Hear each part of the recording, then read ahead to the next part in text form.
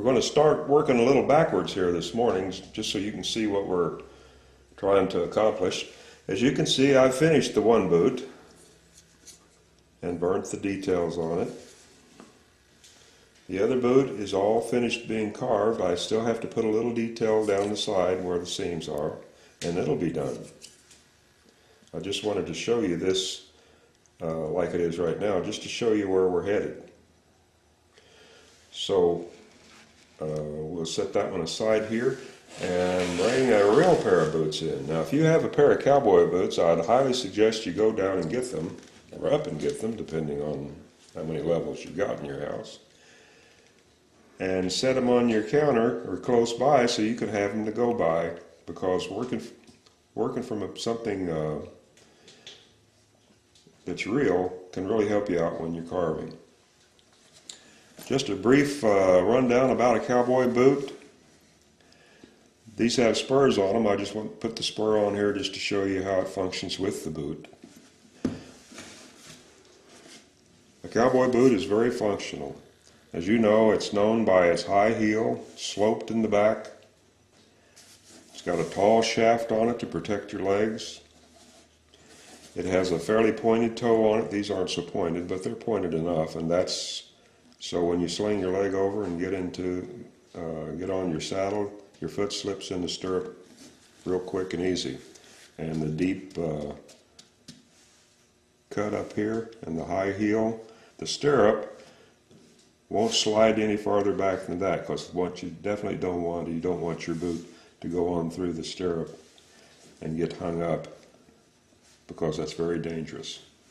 This little ridge back here, this is where the spur sets. Keeps it from falling down on the boot, as you can see here.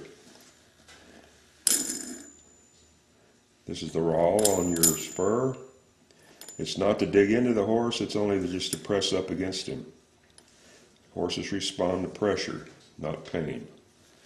This here is to catch your pants that you're wearing, to keep it from interfering with the spur rowel. This little ring here, although I don't have them on here, this little ring holds a couple little pieces of metal called jingle bobs. You've heard the old song, I like spurs that jingle, jangle, jingle. Well, that's where that comes from, right there. Besides these spurs ringing as you're walking around, these little jingle bobs bounce against the rowel and create little tinkling sounds, which sounds real good when you're going in to get a drink and there's some pretty women sitting around. These are just decorations here. Spur comes up, straps up over the top of the boot. Some of them have a chain that come down underneath here. These don't. So anyway, like I said, this boot is pretty well carved, and now we're going to step back in time just a little bit, and I'm going to show you how to carve it. But before I do that, I just wanted to show you one of the things I did. I went and I marked my boots right and left, because I want to make sure I get an arch on the corresponding sides of each boot. So when they're sitting here on their mount, they look the way they're supposed to look. Just like the big boys. Okay? So we'll start carving here in just a second. Okay, here's the boot I carved the other day, and as you can see, we've got a high heel, like on the real boot. We've got a pretty pointed toe, in this case a square toe. Cowboy boots come in several different styles.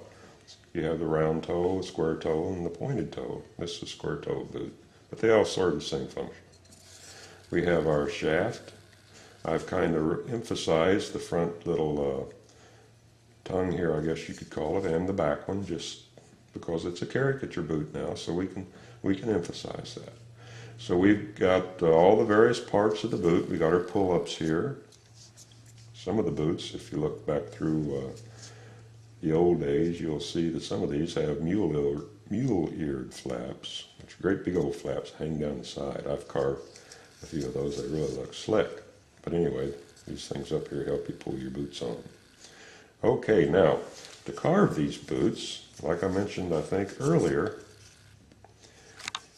get my boots straightened up here so they're in the right orientation. I've marked the bottoms of these R and L, or right and left, because it's important when you're carving a pair of boots that one is a right boot and the other is a left boot, so they look like real boots.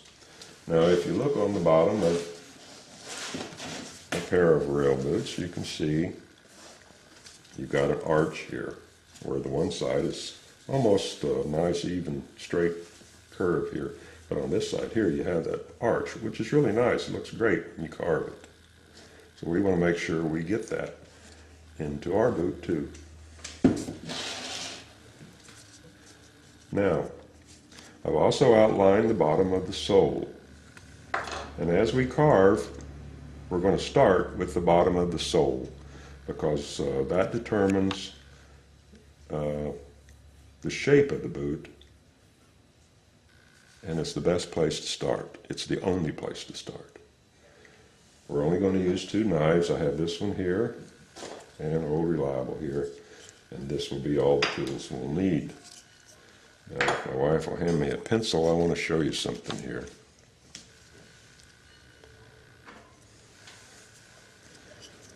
We're going to divide this boot in 2 right here, because this is where everything breaks. See there, you can see the break right there. Just about everything on the upper part of the boot, when we're carving, we'll be carving down to that point, where on the bottom part of the boot, excluding the heel here, everything will go up to it.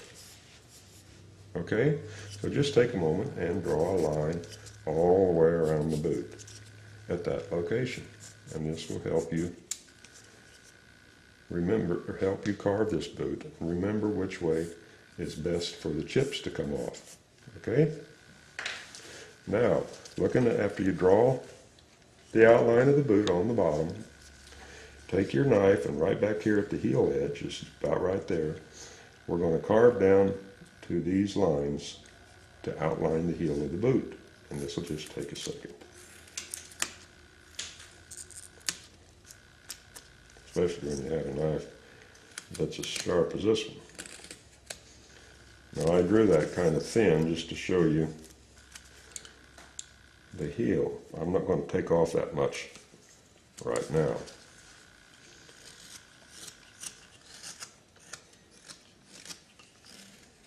Get rid of the saw marks there. That's enough for the moment. Now we're going to do this part here. Now a lot of carvers make a mistake. They'll see that line and they'll come up here and they'll carve down. Wrong. What's going to happen if you do that? You're going to split on the inside of this line. So on the toe of the boot anyway, come down here on the bottom and carve up. Like that.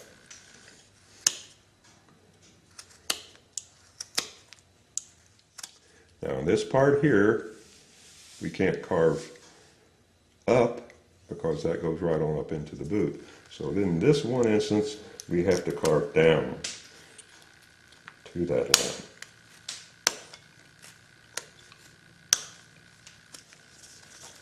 Same on the other side.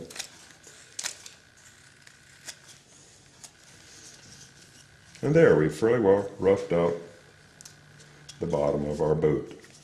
Now I can take a little more off of that.